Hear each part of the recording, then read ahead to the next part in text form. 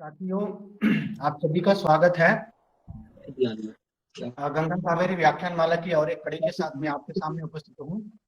मैं doctor S A Manjunath, Mangalore Karnataka से। और मेरे साथी जयशंकर तिवारी जी जो हैं वह उत्तर प्रदेश गोंडा से जुड़े हुए हैं।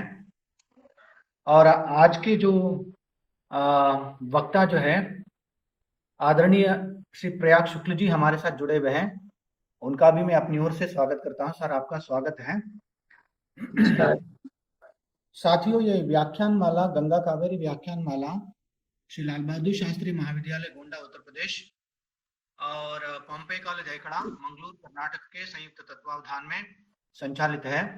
आज का व्याख्यान 83वां व्याख्यान है।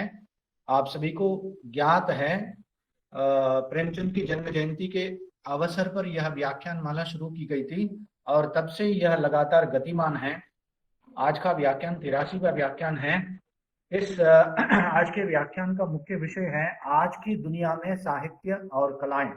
वर्तमान दुनिया में जो है साहित्य और कलाओं का क्या महत्व है, इन सभी विषयों के बारे में आज के मुख्य वक्ता जो हिंदी के वरिष्ठ साहित्यकार एवं कला आलोचक आदरणीय प्रयाग शुक्ल जी हमारे साथ जुड़े हुए हैं। इनका आज का व्याख्यान रहेगा। मित्रों, आप सभी जानते हैं प्रयाग शुक्ल जी जो हिंदी के जो वरिष्ठ साहित्यकार हैं और साहित्य के सभी विधाएं, चाहे कहानी हो, नाटक हो, एकांकी हो, कविता हो, यात्रा वृत्तांत हो, उपन्यास हो, इस तरह की सभी विधाओं में इन्होंने अपना श्रेष्ठ सृजन कार्य किया है। और जो कवि के रूप में भी ये प्रसिद्ध है। उनकी कविता जो है वर्तमान समय की जो हालात को बयान करने वाली कविता है, उसको मैं आपके सामने थोड़ा सा सुनाना चाहता हूँ। नौकरी नौकरी कविता का शीर्षक है। नौकरियों और तबादलों के बहुत से किस्से हैं। नौकरियों और तबादलों के बहुत से किस्से हैं, सुने होंगे आपने थी। कौन किस लिए हटाया गया, कई मजेदार हैं, कई ऐसे भी हैं बस इतने बरसे चली गई उसकी नौकरी, जानकर अचरज हो। किससे कहीं ये भी है कि कैसे लगी किसी की नौकरी, किससे कहीं ये भी है कि कैसे लगी किसी की नौकरी, किसकी कुशामत से किसकी पहुंच से। बड़ा मार्मिक का जो यह जो विषय दिखता है। किसकी पहुंच से। कहीं है संयोग के भी अमुक को तो बैठे टाले ही मिल गई नौकरी, पर इन किस्सों में कम ही होता है जिक्र उनका, भटकते हैं जो न जाने कहां कहां तलाश में नौकरी की। दरअसल वे होते नहीं इतने दिलचस्प, दरअसल वे होते नहीं इतने दिलचस्प, और उनके जिक्र से तो चुप्पी छा जाती है, और उनके जिक्र से तो चुप्पी छा जाती है। जो छोड़ देते हैं नौकरी सचमुच यह जानते बूझते बहस करते कि उन्हें जल्दी से मिलने वाली नहीं है फिर नौकरी। तो इस तरह की एक इनकी एक मार्मिक वर्तमान समय से संबंधित एक मार्मिक कविता है।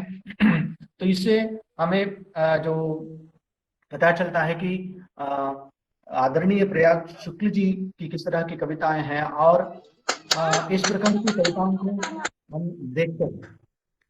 तो मित्रों, आप सभी का जैसे कि इस गंगा कावेरी व्याख्यान माला में बहुत से अध्यापक मित्र और शोधार्थी बंधु और हिंदी प्रेमी बहुत से लोग इस व्याख्यान माला में जुड़े हुए हैं, इन सभी का मैं स्वागत करता हूं। और उसके साथ साथ श्री लाल बहादुर शास्त्री महाविद्यालय गोंडा के प्राचार्य और पॉम्पे कॉलेज के प्राचार्य सभी का मैं स्वागत करता हूं।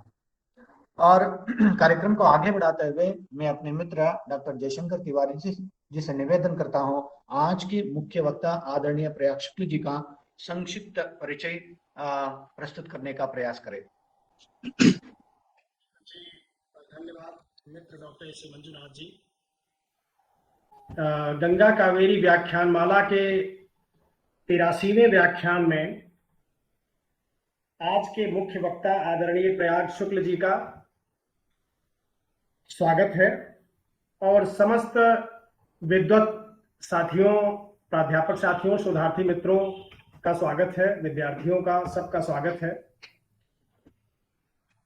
बहुत महत्वपूर्ण विषय पर आज का ये वक्तव्य केंद्रित है आज की दुनिया में साहित्य और कलाएं, बहुत विस्तृत परिचय है प्रयाग शुक्ल जी का। एक लंबी कालावधि में साहित्य और कलाओं से आपका गहरा सरोकार रहा है। 28 मई 1940 को पश्चिम बंगाल में कलकत्ता में आपका जन्म हुआ और आपने, जैसा कि अभी डॉक्टर मंजुनाथ जी कह रहे थे, कि विभिन्न साहित्यिक विधाओं में चित्रों के जरिए, रंगों के जरिए, यानी रंगों, रेखाओं और शब्दों, इन विविध अभिव्यक्ति के उपादानों से अपने को अभिव्यक्त करते रहे हैं प्रयाग शुक्ल जी। वैसे तो हर कलाकार का परिचय उसकी कला ही होती है, साहित्यकार का परिचय उसका साहित्य ही होता है, पर मैं बहुत छोटी छोटी जानकारियां कुछ सूत्र रूप में आपको दे देता हूं। बाकी तो वो ऐसे परिचय देने की आवश्यकता नहीं है, सुपरिचित नाम है। आपकी कुछ महत्वपूर्ण कृतियां जो प्रकाशित हैं, कविता संग्रह, उनका नाम है कविता संभव, यह एक दिन है, अधूरी चीजें तमाम, बीते कितने बरस, यह जो हरा है, यहां कहां थी छाया, इस पृष्ठ पर सुनैना यह फिर न कहना, और यानी कई वर्ष में 6 संग्रहों की कविताओं को संकलित किया गया है। आपकी पेपरबैक प्रतिनिधि कविताओं का संकलन 50 कविताओं के नाम से आया था। While a plane zooms past in the sky, अंग्रेजी में आपकी पुस्तक है। आपकी कहानी की जो पुस्तक है अकेली आकृतियां, इसके बाद छायाएं तथा अन्य कहानियां, काई एल्बम पेपरबैक संस्करण है कहानियों का। उपन्यासों में गठरी, आज और कल, लौट कर आने वाले दिन। आपके यात्रा वृत्तांत बड़े दिलचस्प रहे हैं। सम पर सूर्यास्त, सुरगांव बंजारी, ट्रांदाइम में ट्राम, ये नॉर्वे में ट्रांदाइम जगह है और वहां का बड़ा रोचक जो है यात्रा वृत्तांत है। ट्रांदाइम में ट्राम, हेलन गैलरी की नोटबुक, ग्लोब और गुब्बारे, ये आपके यात्रा वृत्तांत हैं, उनका संग्रह है। आलोचना, जैसा कि अभी बताया गया आपको कि आप प्रसिद्ध कला आलोचक हैं, साहित्य आलोचक हैं। अर्धविराम, आज की कला, सत्यजीत राय एक फिल्मकार की ऊंचाई, Ram Kumar, lines and colours, प्रसिद्ध चित्रकार राम कुमार पर यह किताब आपकी अंग्रेजी में है। निबंध घर और बाहर, हाट और समाज, यह आपका निबंध संग्रह है। संस्मरणों में साझा समय, स्मृतियां बहुतेरी, और आपने अनुवाद कार्य भी किया है। रविंद्रनाथ ठाकुर की गीतांजलि का मूल बांग्ला से अनुवाद आपने किया है। ऑक्टेवियो पाज की कविताएं आपने अनुदित की हैं। इसके अलावा बांग्ला रचनाकार जीवनानंद दास, शंख घोष की प्रतिनिधि कविताएं, बंकिम चंद्र के प्रतिनिधि निबंधों को, सुनो दीप शालिनी जो रविंद्रनाथ के गीत हैं, उनका भी अनुवाद आपके द्वारा किया गया है। बाल साहित्य में धम्मक धम्मक, हक्का बक्का, चमचम बिजली, झमझम पानी, कहां नाव के पांव, ऊंट चला भाई ऊंट चला, मिशका झूल रही है झूला, धूप खिली है हवा चली है, उड़ना आसमान में उड़ना, शीर्षकों से ही इसके लालित्य का अनुमान किया जा सकता है।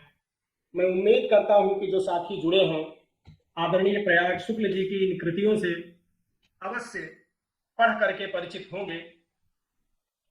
संपादन कार्य का एक बड़ा गौरवशाली आपका कार्य रहा है।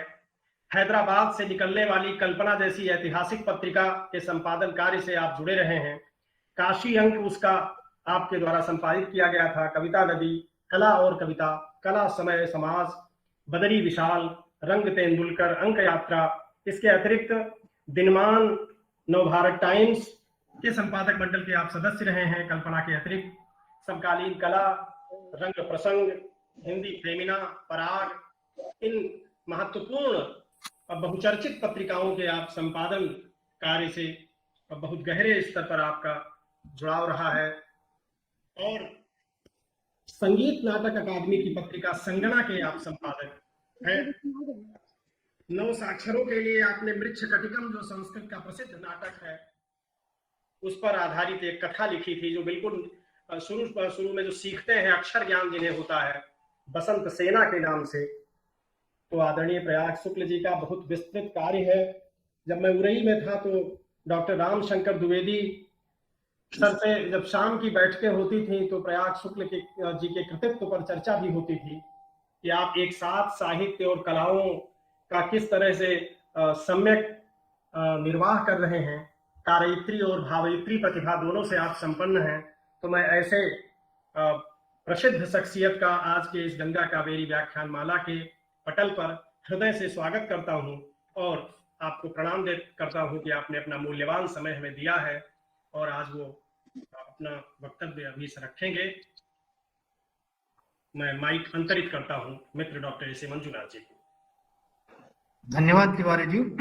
आज के हमारे मुख्य वक्ता आदरणीय प्रयाग शुक्ल जी का संक्षिप्त परिचय देने, क्योंकि इनका विस्तृत जो परिचय है समय के जो उस महत्व को ध्यान में रखते हुए आपने संक्षिप्त रूप से आज के जो हमारे मुख्य वक्ता जो है हिंदी के वरिष्ठ साहित्यकार एवं कला आलोचक और हिंदी के लगभग सभी विधाओं में साहित्यिक रचनाएं जो प्रस्तुत करने वाले हमारे जो मुख्य वक्ता आदरणीय प्रयाग शुक्ल जी का आपने परिचय दिया।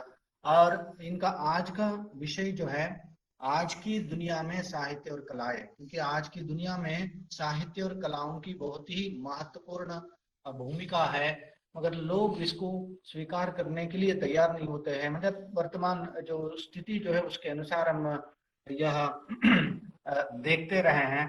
तो इसीलिए आज की दुनिया में साहित्य और कलाएं इस विषय पर हमारे मुख्य वक्ता जो है आदरणीय प्रयाग शुक्ल जी, ये हम आपका अपना जो विषय जो है हमारे सामने प्रस्तुत करेंगे। और उसके साथ साथ आज के मुख्य वक्ता जो है आदरणीय प्रयाग शुक्ल जी का मैं इस गंगा कावेरी व्याख्यान माला में स्वागत करता हूं। सर, आपका स्वागत है। सर नमस्कार आप सबको, मंजुनाथ जी को, जयशंकर तिवारी जी को, सभी श्रोताओं को, सभी देखने वालों को जो इस कार्यक्रम को देख और सुन रहे हैं, मैं नमस्कार करता हूं और आभारी हूं कि गंगा कावेरी व्याख्यान माला में शामिल होने का अवसर मुझे भी मिला।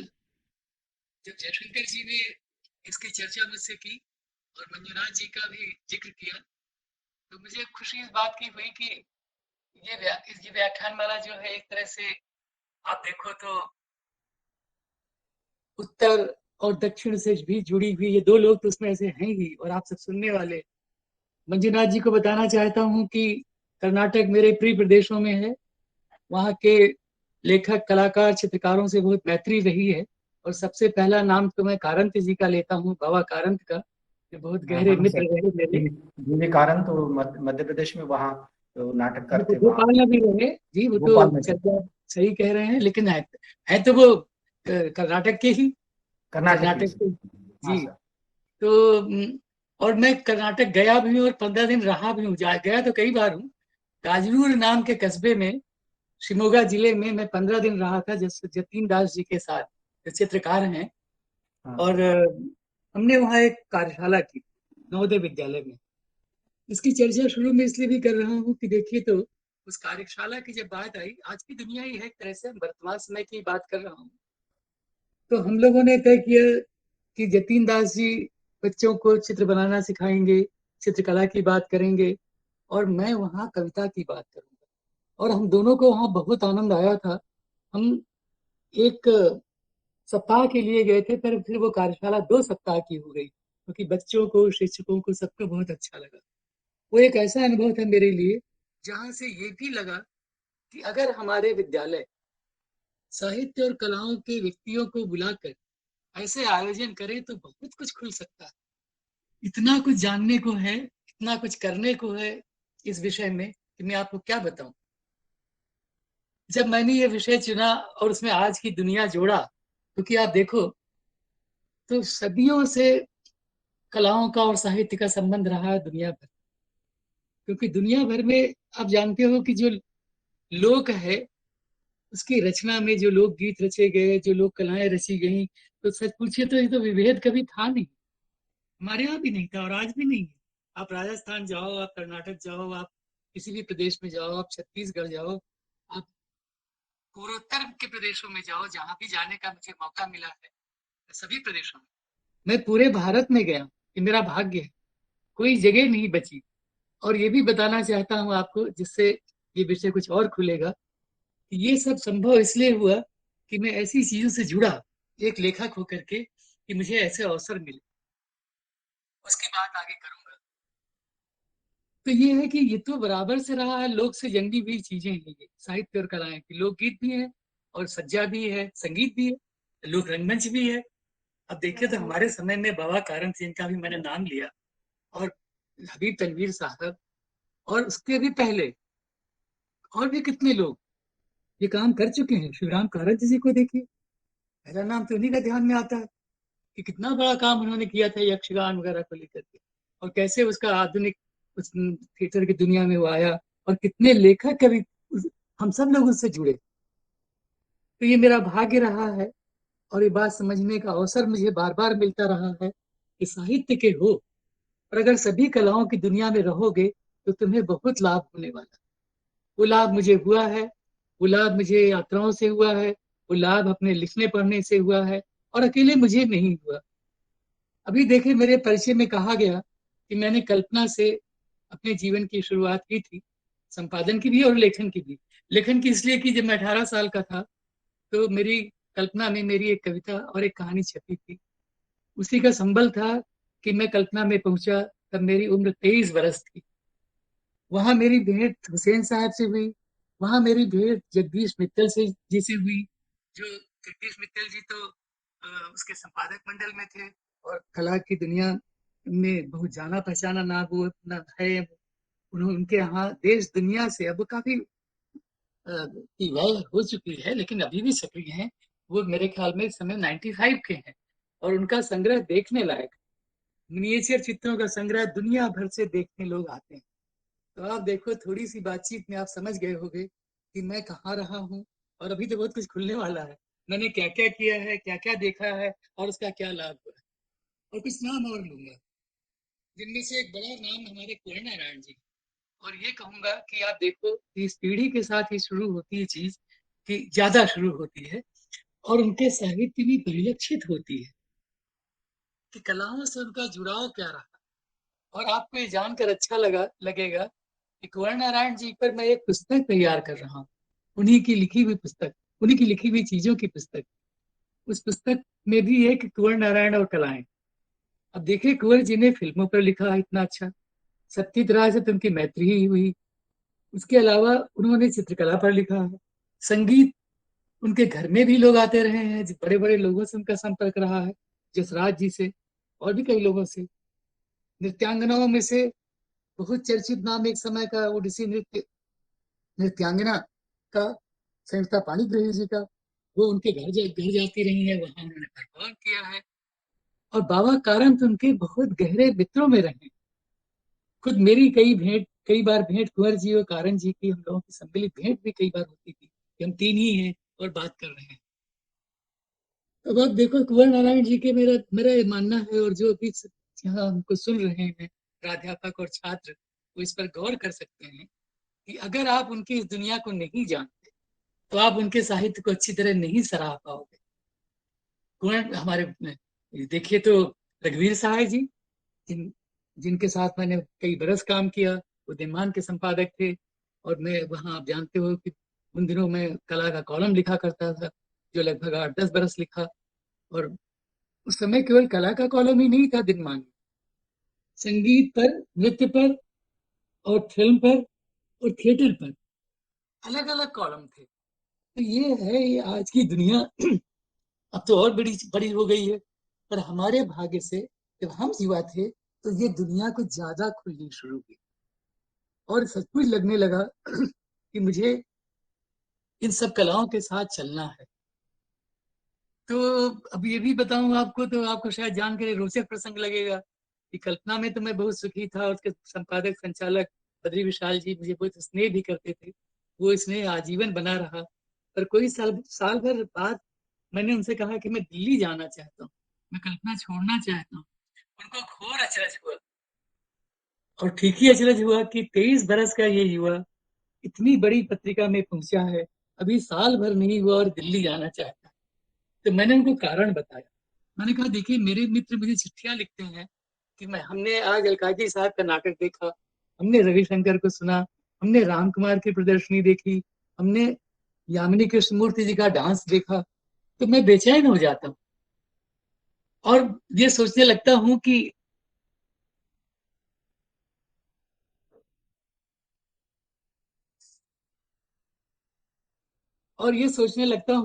अब आवाज आ रही है मेरी? हाँ सर, आवाज आ रही है सर। अच्छा, तो वीडियो शायद थोड़ा कम हो गया क्या ये? अब ठीक है? अब ठीक है सर, ठीक है सर। अच्छा, तो उनको बड़ा अचरज हुआ, पर उन्होंने ये भी मान लिया कि ये ठीक कह रहे हैं। तो फिर उन्होंने मुझे वहां से आने की अनुमति दी और दिल्ली आया मैं। तो दिल्ली आप जानते हो, ये अपने जीवन की कुछ घटनाएं भी बताऊंगा कि मेरा इस विषय में इतनी रुचि क्यों है और इन सभी कलाओं से मैं क्यों जुड़ा और क्या प्रसंग बनते हैं। सर आवाज नहीं आ रही है। आवाज आवाज तो आ आ रही है रही सर, है। आप जारी रखिए सर। मैं बहुत जारी बढ़िया हो रखूं? गया। जारी रखूं? जी जी, जारी रखिए सर, आवाज आपकी आ रही है। अब किसी की डिवाइस में समस्या है तो अपना स्वयं समझेगा वो। ठीक है, बोलिए सर। तो वहाँ जब से होता है कि एक युवा व्यक्ति दिल्ली आ गया है, उसके पास कोई साधन नहीं है, वो थोड़े से साधनों के साथ चल पड़ा है। मेरे साथ जीवन में यही हुआ। तो मैं 1964 में आता हूँ, अगस्त सितंबर के महीने में। और राम कुमार जी मुझे जानते हैं क्योंकि मैं कहानियां लिखता हूँ। और एक दिन उनसे मेरी भेंट होती है, उनसे मिलने जाता हूँ उनके घर। तो पूछते हैं तुम कहाँ रहते हो? तो उनको सुनकर बड़ा अचरज होता है। मैंने कहा मुझे अभी कमरा नहीं मिला, तो मैं दिल्ली के अलग अलग इलाकों में किसी दोस्त के पास 2 दिन, किसी दोस्त के पास 4 दिन रहता हूँ। बोले क्या कर रहे हो, कोई असाइनमेंट है? मैंने कहा नहीं, फ्रीलांसिंग ही करने का इरादा है। मैं चाहता हूँ कि एक लेखक की तरह जीऊं, अगर जी सकता हूँ, और दिल्ली ऐसे अवसर शायद मुझे दे सकती है। तो उनको फिर थोड़ी हैरानी हुई, बोले भी कि शायद इसमें थोड़ी मुश्किलें तो है, पर तुम ठीक है, तुमने ऐसा निर्णय लिया है। फिर उन्होंने एक और बात कही जो मेरे जीवन की एक बड़ी घटना बन गई। बोले तुम ऐसा क्यों कर रहे हो, इतनी जगहों में रह रहे हो और तुम्हारे कामकाज तो रेडियो स्टेशन मध्य दिल्ली में है, सेंट्रल प्लेस में है, और अखबार के दफ्तर भी यही है। तो बोले कि मेरा एक स्टूडियो है गोल मार्केट में, वो इन सब जगहों से पास है, और मैं वहाँ 1 बजे काम करके चला जाता हूँ, घर आ जाता हूँ। तो तुम वहां आकर रहो जब तक कमरा नहीं मिल जाता। अब वो मेरे लिए इतना बड़ा अवसर साबित हुआ, जीवन का एक टर्निंग पॉइंट आप कह सकते हो। मैं राम कुमार जी के उस स्टूडियो में मैं अपना छोटा सा एक बिस्तर पे गद्दा ले आया और फर्श पर सोता था। तो वहाँ सभी आते थे उनसे मिलने। आज के जो बड़े नाम, जिनमें से कुछ लोग चले गए हैं, कुछ अभी हैं। हुसैन साहब नहीं है, गायतोंडे नहीं है, तैयब मेहता नहीं है, बड़े चित्रकार, लेकिन वहां आते थे और मेरी भेंट उनसे हुई। तो चित्रकला के लिए बहुत गहरा आकर्षण मन में पैदा हुआ। अब राम कुमार जी का भी देखिए प्रसंग आ गया है। तो आप में से बहुतेरे जानते होंगे कि जितने बड़े वो चित्रकार थे, उतने ही बड़े कहानीकार थे। आज उनकी कहानी कार रूप को भले थोड़ा सा विस्मृत कर दिया गया हो, पर 12 संग्रह है राम कुमार जी के, 12 संग्रह है। और वो समुद्र नाम का संग्रह है, अंग्रेजी में संग्रह है, बाद में अनुवाद हुआ, जिसमें मेरा भाग्य थी। इसकी भूमिका भी मैंने लिखी है, अंग्रेजी वाली कहानियों की किताब के संग्रह की। तो फिर वो एक दिल्ली आने के बाद जो सिलसिला शुरू होता है, और जिसमें मैं इतना डूब जाता हूँ कि घर भी हम लोग 10-11 बजे करीब रात को पहुंचते थे, क्योंकि फिल्म देखने की भी इच्छा है, नाटक देखने की भी इच्छा है, लोगों से मिलने की भी इच्छा है, चित्र देखने की इच्छा है, कलाकारों के अड्डे में जाने की इच्छा है, तो पढ़ने की इच्छा है, किताबों की दुकानों में जाने की इच्छा है। तो ऐसे में तो ये बिल्कुल सहज स्वाभाविक था कि मैं रात को लौटता। पर मैंने पाया कि परिवार को जरूर थोड़ा सा संकट हुआ, ऐसा होता ही है बच्चों को, पत्नी को। पर उन सबको संभालना पड़ा खुद को, कुछ मैं भी देखता था। पर वो जो मुझे मिला,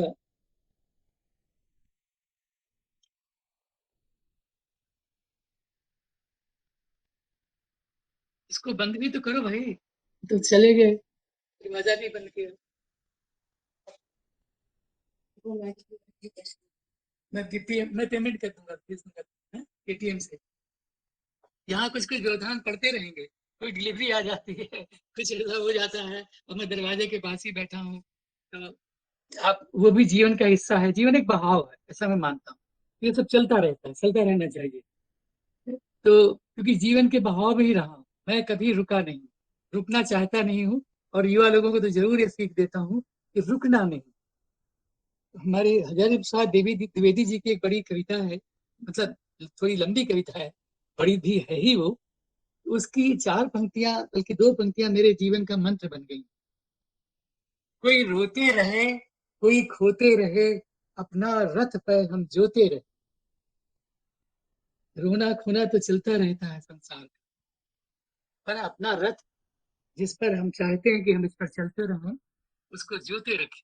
मैंने इसको जोते रखा है, तभी मैं शायद ये सब कर पाया हूँ। नहीं तो ऐसा तो कुछ विशेष है नहीं कि मैं कहूँ कि ये काम करने की क्षमता कहाँ से आ गई। वो रथ जोतने से ही आई। कि इसी दिल्ली में फिर सभी कलाओं के लोगों से संपर्क हुआ, वो आजीवन बना रहा, ये मेरा भाग्य है। मैं अलकाजी साहब के बहुत निकट रहा, मैं कबीर जमीर साहब के भी निकट रहा, मैं तमाम संगीतकारों, नृत्यांगनाओं और थिएटर करने वालों के निकट रहा और उनसे बहुत कुछ सीखा और जाना, और मेरी दुनिया लगातार बदलती चली और आज भी मैं वही करता हूँ। अब देखिए, एक एकेडमिक दुनिया की बात और करता हूँ, जिससे आप बहुत सारे लोग जुड़े हुए हो। बहुत वर्षों तक माना जाता रहा कि जयशंकर प्रसाद के नाटक मंचित नहीं किए जा सकते, और उनको लोग खाली पढ़ाते थे और पढ़ाने के साथ साथ ये कहते भी थे कि भाई इनको पढ़ना ही पड़ेगा, इनका ये उम्मीद मत रखिए कि एक जमाना ऐसा भी था कि इनको इनका मंचित रूप कभी आप देख पाओगे। पर हमारे कारंत जी ने क्या किया, स्कंदगुप्त भी कर डाला। उन्होंने प्रसाद के नाटक किए और प्रसाद के नाटकों के प्रति एक वो दृष्टिकोण ही बदल दिया। उसको इतनी अच्छी तरह इंटरप्रेट किया थिएटर में कि वो एक उदाहरण बन गया। और ये मैं जानता हूं अपने अनुभव से कि जो लोग कभी एकेडमिक दुनिया के भी उनके मंचन को देख सके, उनको उससे बहुत लाभ।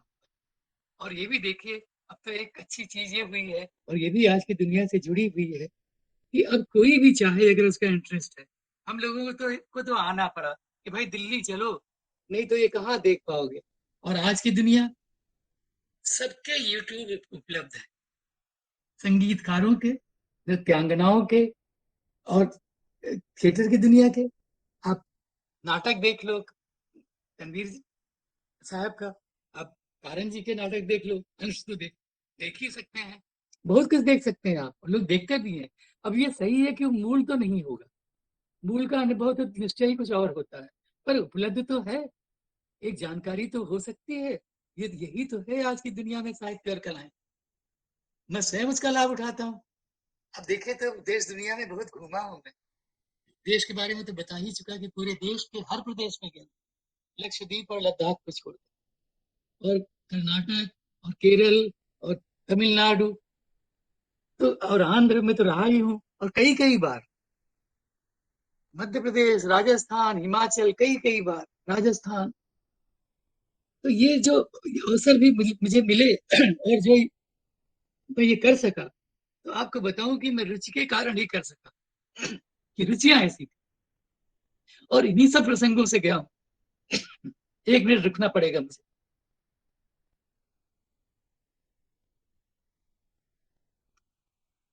तो ये क्या प्रसंग थे। अब मैं थोड़ी सी चाय भी बनवा कर रखता ही हूँ, वो पी लूं तो शायद मेरा गला कुछ ठीक रहेगा, इसीलिए रखता भी हूँ। तो एक घूंट मैं ले लेता हूँ, आप लोगों से क्षमा मांगते हुए। और अब मैं थोड़ा धीरे धीरे बोलूंगा, क्योंकि मेरे साथ ये मेरा इतना प्रिय विषय है कि आप देख ही रहे होंगे कि मैं लगभग एक हल्की से तेजना में बोल रहा हूँ, कि जल्दी से अपनी बात पहुंचा दूं, जल्दी से इस आनंद को आप तक पहुंचा दूं, जल्दी से युवा लोगों तक ये आनंद पहुंचा दूं कि भाई ये बहुत बड़ा आनंद, ये साधारण आनंद नहीं है, जिसने मुझे चलाए रखा है। अब देखिए, तो आज मैं उम्र की बात नहीं करता, पर अभी इस वक्त कर रहा हूँ कि नाउ आई एम 82, 82 साल की उम्र में भी ये इच्छा जागती है कि मैं जाऊं। अब बहुत कम जा पाता हूँ। कल सुबह मैं रायपुर जा रहा हूँ। राजेंद्र मिश्र नाम के वहाँ के रायपुर के छत्तीसगढ़ के जो एक बड़े अध्यापक वर्षों जिन्होंने पढ़ाया है वहाँ के विश्वविद्यालय में, और मुक्तिबोध पर इतनी सुंदर चीजें लिखी हैं, जो कुछ भी लिखा है वो बहुत सुंदर है। तो अभी वो नहीं रहे, उनकी एक स्मृति में आयोजन है, तो मुझे लगा मुझे वहां जाना चाहिए। फिर मैं कल वहां जाऊंगा रायपुर, वहां से परसों लौटूंगा, एयरपोर्ट से बाहर नहीं आऊंगा। एयरपोर्ट से मैं चंडीगढ़ जा रहा हूँ कनेक्टिंग फ्लाइट लेकर, क्योंकि वहां महिला चित्रकारों का एक समूह है वी ग्रुप नाम से, और बहुत सुंदर काम वो लोग करते हैं। करीब 150 लोग उससे जुड़े हुए हैं। वो अपनी प्रदर्शनी करते हैं। एक बार मैं जा चुका हूँ उनके आयोजन, उन्होंने फिर बुलाया तो मैं तैयार हो गया, क्योंकि मैं जानता हूँ कि उससे मुझे ऊर्जा मिलेगी, मुझे बहुत कुछ देखने को मिलेगा, मुझे लेखक भी मिलेंगे, मुझे पत्रकार भी मिलेंगे, और मुझे मेरी दुनिया थोड़ा और बड़ी। अब तक आप समझ गए होंगे कि ये विषय मैंने क्यों चुना है और विषय को से क्या मिलने वाला है आपको और मुझे।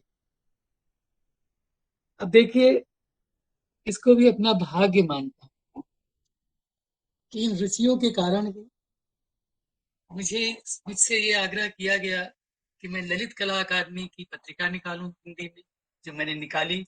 उसके 2 अंक मैंने ही निकाले। 1998 में थिएटर की दुनिया का एक बड़ा नाम आप जानते हो, राम गोपाल बजाज, वो डायरेक्टर बने राष्ट्रीय नाट्य विद्यालय के। और तभी मैंने टाइम्स ऑफ इंडिया की 27 साल वहां काम करने के बाद उसे छोड़ा था।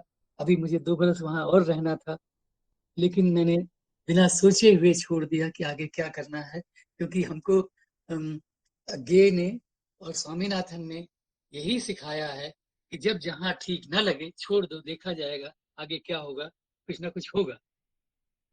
तो मैंने नौकरी छोड़ दी। उसके मुझे चिताया गया कि बहुत नुकसान तुम्हारा हो सकता है, धन साधन का, फ्लैट चला जाएगा टाइम्स ऑफ इंडिया का। मैंने कहा जाने दो, जब मन नहीं लग रहा तो क्या करना, मैं कोई मन का काम ढूंढूंगा। और आप देखो तो चमत्कार, मेरे मन का काम मेरे टाइम्स ऑफ इंडिया की नौकरी छोड़ते ही 3 महीने में मिल गया।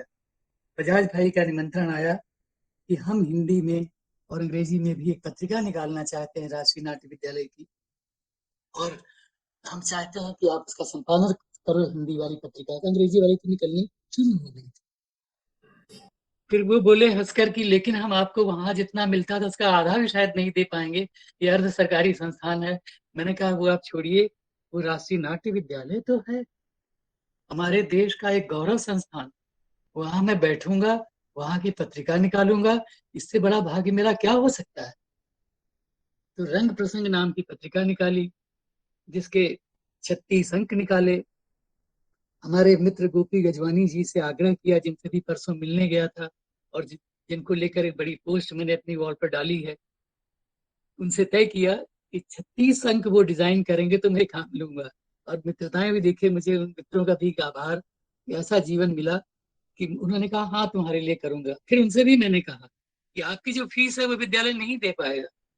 बोले कोई बात नहीं तुम। और मैं 36 अंक के इतने सुंदर आवरण उन्होंने बनाए हैं कि आप लोगों में से कई लोगों ने देखा होगा उनको, न देखा हो तो देखिएगा, वो किसी चित्र का कृति से कम नहीं है। बहरहाल तो वहां रहने का ये लाभ मुझे हुआ कि फिर मैं देश भर में थिएटर वर्कशॉप्स होती थी वहां जाने लगा। और बेंगलुरु तो जाता ही था रंगायन में, और कभी मैसूर जाता था किसी न किसी प्रसंग में, और सभी जगह के रंगकर्मियों से मित्रताएं हुई, बहुत सारी चर्चा करने का अवसर मिला। अब तक ये मैं जो आपको बता रहा हूँ ये कुछ बाहरी उदाहरण थे, प्रत्यक्ष उदाहरण, जिनसे मैं अपनी बात के लिए भूमिका बना रहा। अंतर संबंध की बात करता हूँ, वो जरूरी है, क्योंकि अ, खाली ये कहने से तो नहीं होगा कि बहुत आनंद आ रहा है, इन कलाओं के साथ रहिए, इन कलाओं से जुड़िए। उसका गहरा अर्थ क्या? उसका गहरा अर्थ यही है, जितना मैं समझ पाया अपने जीवन में, कि अगर मनुष्य का काम एक विधा से चल जाता तो वो इन विधाओं की खोज करता ही क्यों?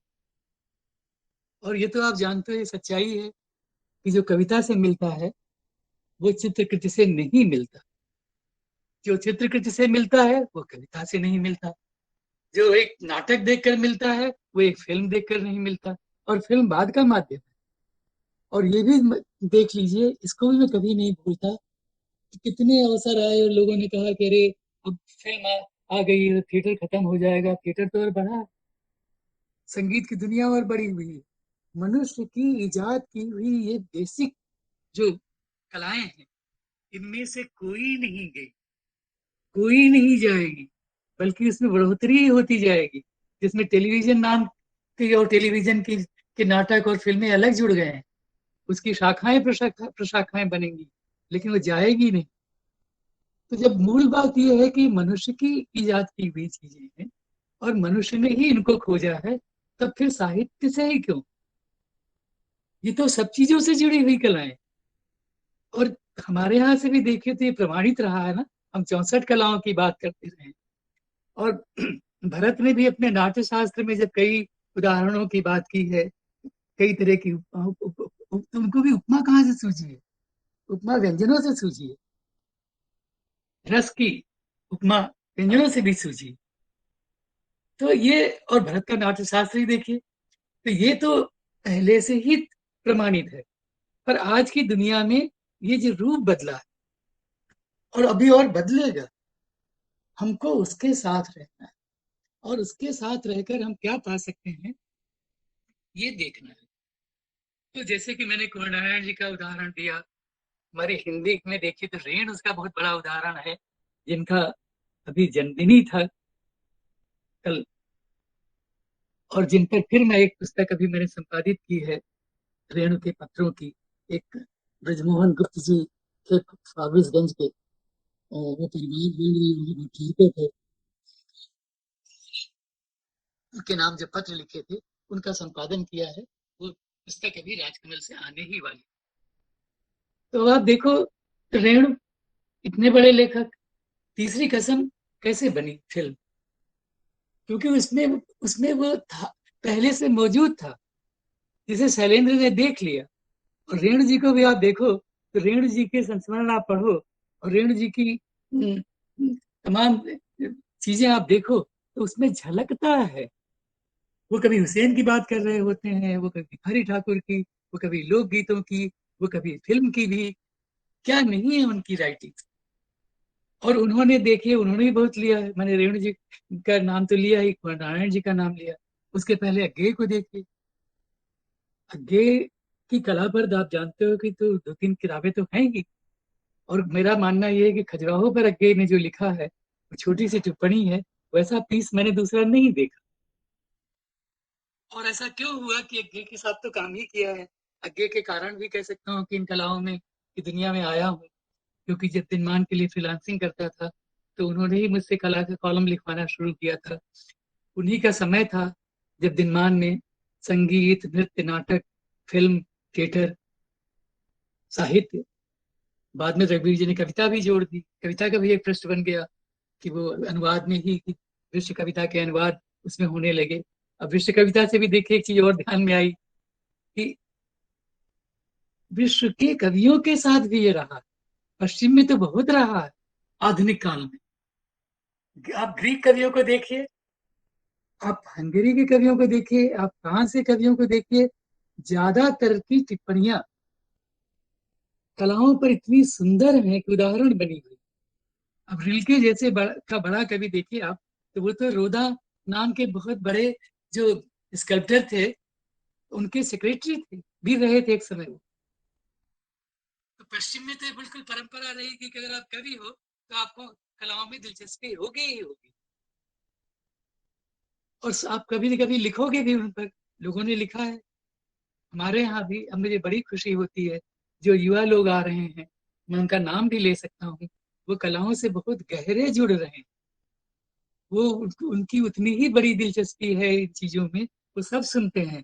और हमारे समय में भी, हम लोगों की पीढ़ी में भी मैंने देखा, जैसे कि मंजीत बाबा नाम के बड़े चित्रकार हमारी ही पीढ़ी के थे, पर स्वयं कविताएं लिखते थे, वो नाटक देखने जाते थे, वो नाटक में काम करते थे, कवियों से दोस्ती थी, हम लोगों से दोस्ती भी ऐसे ही उनकी हुई। स्वामीनाथन को देखिए, स्वामीनाथन कविताएं लिखते थे, बड़ी सुंदर कविताएं लिखी उन्होंने। इनकी अभी एक जीवनी मैंने लिखी है, स्वामीनाथन एक जीवनी नाम से ही है, वो राजकमल से आई है, कभी देखिएगा, वो देखने लायक है। और इसलिए नहीं कि वो मेरी लिखी हुई है, इसलिए कि वो स्वामीनाथन जी पर है, जिनके कारण मैं बहुत कुछ जान सका, बहुत कुछ सीख सका। उनका प्रसंग मैं जरूर लाऊं और उनकी दो एक बातें भी आपको बताऊं। स्वामी से मेरा संबंध बरसों बरस का था। आप जानते हो कि उन्होंने इतना बड़ा काम किया। भारत भवन भोपाल का जो संग्रह है, उसके उन्होंने 2 विभाग किए। वो तो एक ही रखना चाहते थे, पर उस समय लोग इसके लिए तैयार नहीं हुए, आधुनिक कलाकार हमारे, कि एक लोक और आदिवासी कलाकारों का भाग हो है, और एक आधुनिक या शहरी कलाकारों, समकालीन कलाकारों का। उनका मानना भी ठीक वही था जिसकी बात मैंने की थी। 2 कारण, कि भाई लोग से ही तो सब जन्मा है। दूसरा ये कि अगर आज भी ये काम कर रहे हैं, मिथिला के चित्रकार हों, गौड़ चित्रकार हों, वो कहीं और के चित्रकार हों, तो उनको हम वही मान क्यों नहीं देंगे। तो इतनी बड़ी दृष्टि उन्होंने खोली, और स्वयं चित्रकारों को उसका बड़ा लाभ हुआ, हम लोगों को भी लाभ हुआ।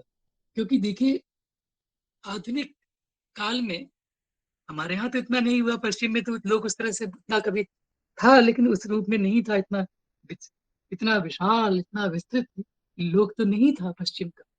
हमारे यहाँ तो हर प्रदेश में सब कुछ है, संगीत है, हर कला। उसकी बात मैं कर चुका हूँ, दोहराऊंगा नहीं। तो स्वामी ने से मैंने एक लंबा इंटरव्यू किया था। उसके जो 2 सवाल थे, दोनों के उनके जवाब थे, वो मैं कभी भूला नहीं, वो आपसे साझा करता हूँ। एक दिन मैंने स्वामी से पूछा, वो 16 बैठकों में इंटरव्यू है मेरा, और फिर देखिए मेरा भाग्य ही, अभी मेरा जीवन खुल रहा है ना, उसके साथ साथ संबंध भी खुल रहा है, कि स्वामी का के साथ तो उनके घर आना जाना हम लोगों का, पूरे परिवार का था ही, बरसों बरस भोजन करना, साथ रहना। पर एक बार जब मैं इंटरव्यू कर रहा था, तो स्वामी जा रहे थे, सेबों का बगीचा था उनका एक, कोटखाई नाम की जगह में, हिमाचल में, वो जा रहे थे गाड़ी से। तो मुझसे बोलो, चलो अगर संभव हो तो वहीं रास्ते में और बातें करेंगे, इस इंटरव्यू भी अच्छा रहेगा, तुम थोड़ा घूम भी आना, मेरी जगह भी देख आना। तो वहां 3-4 दिन मैं रहा, बहुत आराम से। वहां सामने गिरगंगा नदी बहती थी, और हम बरामदे में बैठते थे। वो सब मुझे चीजें दृश्य के रूप में याद आती। मेरी स्मृति का मैं बहुत ऋणी हूँ, कि कभी ऐसा नहीं होता कि कोई बात याद आए, कोई बात, कोई प्रसंग बराबर एक चित्र के साथ आता। वो भी शायद चित्रकला से संबंध के कारण हुआ, कि मुझे बचपन की बातें भी अपनी चित्र के रूप में दिखती, कि मैं ऐसा हूँ, छोटा सा 8 साल का मैं पौधा लगा रहा हूँ, मैं सिंगार के झड़ते हुए फूल एक तीले से इकट्ठा कर रहा हूँ, तो मुझे चित्र की तरह दिखता है आज भी। बहरहाल, तो स्वामी से मैंने पूछा एक दिन कि आप प्रकृति और कला का क्या संबंध मानते हैं। बड़ा गहरा सवाल था, और मुझे लग रहा था कि स्वामी विस्तार से बोलेंगे, पर उन्होंने विस्तार से तो एक सूत्र की तरह जो बात कही, वो इतनी गहरी है कि आपसे मैं क्या बताऊं। उन्होंने जैसे सब कुछ समझा दिया मुझे कला के बारे में। बोले, ऐसा है प्रयाग, कि प्रकृति अगर खड़ी हो जाए, समूची प्रकृति कला के आईने के सामने, मतलब एक आईना कला का है और प्रकृति का है, प्रकृति वहां खड़ी हो गई है, जैसे कोई स्त्री अपने को आईने में देखती है, तो उसको अपना चेहरा दिखाई नहीं पड़ेगा। अब इसका क्या अर्थ हुआ। मैंने स्वामी जी का, ये कमाल है, इतनी सुंदर तरीके से आपने बात कह दी कि सबको समझ में आ गया, कि कला में जो भी बनाया जाएगा प्रकृति का, वो उसके समानांतर तो होगा, उस जैसा नहीं होगा। उस जैसा कोई चाहे भी तो नहीं हो सकता, क्योंकि पेड़ के जो हजारों पत्ते हैं, वो कोई भी चित्रकार नहीं बना सकेगा गिनकर, उसका आभास दे सकता है। वो सूर्य चंद्र बना सकता है, पर सूर्य चंद्र ठीक वैसी रंग के नहीं बना सकता, या उसकी एक एक बात को नहीं दिखा सकता। वो तितली को ठीक उसी तरह से नहीं बनाएगा ही नहीं, पहली बात तो ये। चित्रकार वो क्यों करेगा कि हम जैसा देख रहे हैं वैसा ही बनाए। इससे भी जुड़ी हुई एक घटना सुनाता हूँ आपको, बड़ी मुझे आज ही मनोरंजक लगती है और बड़ी गहरी। तो भोपाल में एक बार लोक आदिवासी, मैं जाता रहता हूँ जब भी गया हूँ, तो भोपाल में तो एक बार अपना घर ही बनाया, एक घर और बनाया मेरी छोटी बेटी ने मेरे लिए, जो दुर्भाग्यवश अब हमारे साथ नहीं है, वो कैंसर से चली गई 2020 में। उसी की तस्वीर के नीचे बैठा हूं मैं, उसी की प्रेरणा है कि चलते रहो, तो आपसे बातें कर रहा हूँ।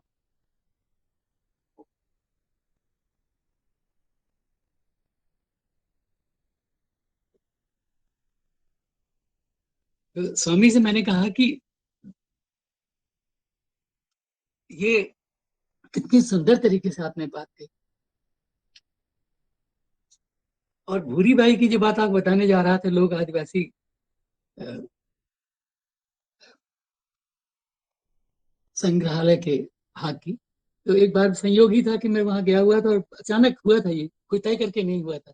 तो देखा कि भूरी बाई को भी बुला लिया गया, वहां आयोजकों ने, अधिकारियों ने बुला लिया, क्योंकि एक मंत्री आने वाली है, एक महिला मंत्री थी, वो नाम तो भूल गया।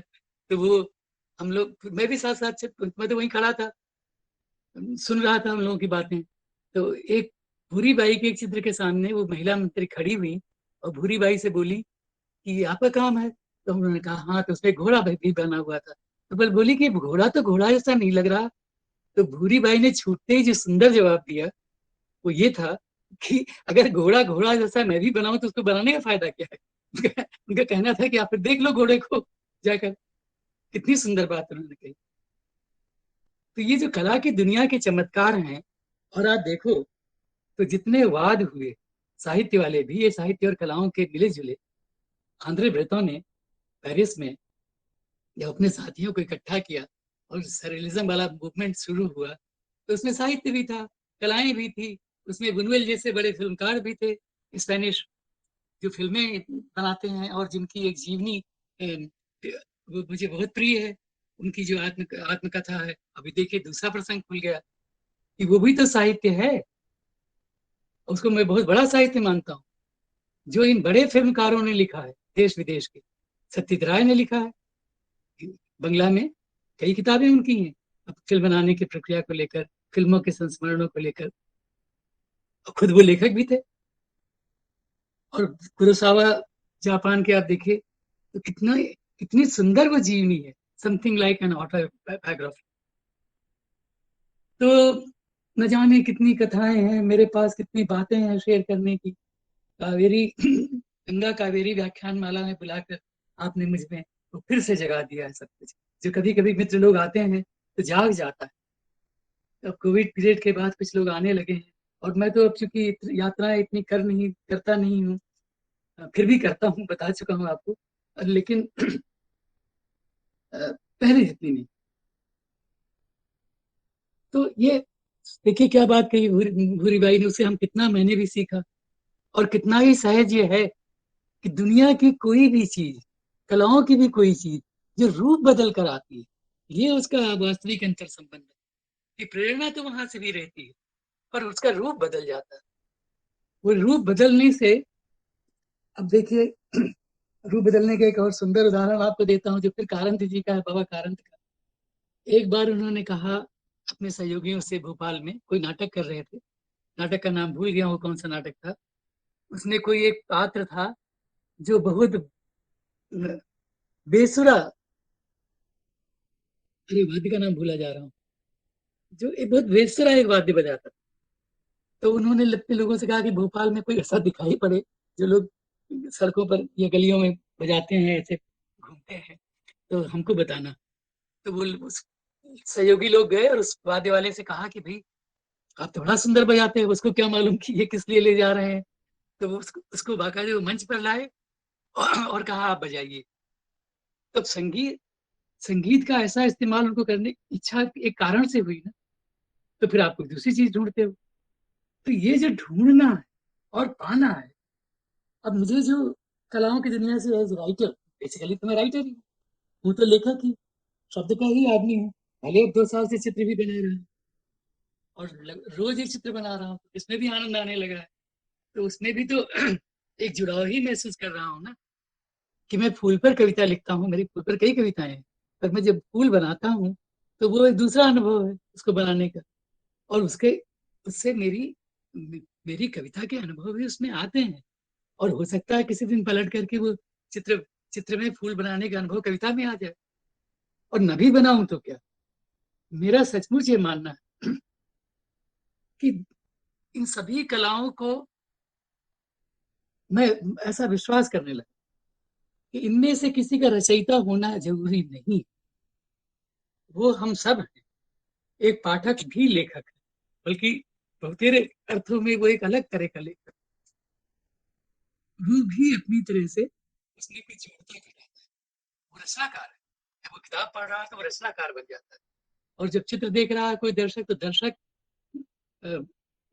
वो चित्रकार बन जाता है, उसको इंटरप्रेट करता है। और अब 100 लोगों से बात कर लो किसी एक चित्र पर, आपको 100 बातें अलग अलग सुनने को मिलेगी। संगीत सुनते वक्त भी यही होता है, सबका आनंद अलग है। नृत्य देखते वक्त भी यही होता है। और कितनी तरह से चीजों को इंटरप्रेट किया गया है। अब मुकुंद लाड जी जैसे व्यक्ति को देखिए, मूल रूप से तो वो भी कवि लेखक ही थे, लेकिन चित्रकला में कितनी गहरी दिलचस्पी। और उनकी जो किताब है संगीत और संस्कृति वाली, जो संयोग से मेरे संगीत नाटक अकादमी में रहते हुए छपी थी, ये मेरा भाग्य है कि वो किताब उस समय आई और उसका मैंने पढ़ा और देखा, और उसके प्रकाशन में मेरा योगदान रहा थोड़ा बहुत, सज्जा साज सज्जा में। क्योंकि उन्होंने कहा था कि राम कुमार का चित्र जाना चाहिए, तो मैं राम कुमार जी का चित्र लेने के लिए राम कुमार जी के पास गया, तो उन्होंने कहा कि अरे मुकुंद जी की किताब के लिए पूछने की क्या जरूरत है। तो मेरे लिए खुशी की बात है कि मेरा चित्र उस किताब के कवर पर जाए। तो ये आदान प्रदान बहुत गहरा है और ये होता रहा है। हुआ ये है कि इन सब पर हमारे लेखकों ने या हम लोगों ने लिखा नहीं, क्योंकि लिखना थोड़ा मुश्किल भी है। मैंने तो लिखा है, काफी अपने संबंधों पर लिखा है। अभी 2 किताबों का नाम लिया गया, ताजा समय और स्मृतियां बहुतेरी का, पर सब नहीं अट पाया। क्योंकि मैं भी देखे, कभी कभी लगता है कि कुछ समय और मिले, कुछ समय और मिला होता तो मैं कुछ और भी काम करता, पर जितना मिला वो कम नहीं। तो अब स्वामी की दूसरी बात, क्योंकि अब ये जो बिखरा बिखरा मेरा वक्तव्य है उसको आपने अपने ढंग से जोड़ लिया होगा, और आप अंत में और भी ज्यादा जुड़ जाएगा वो, क्योंकि उसमें से कुछ भी अलग नहीं, वो सब जुड़ा हुआ है। ऐसा मैं मानता हूँ, तभी ऐसे बोल भी रहा हूँ एक स्वच्छंद ढंग से। कि दूसरा सवाल मैंने स्वामी से किया कि मनुष्य और कला का संबंध आप क्या सोचते हो।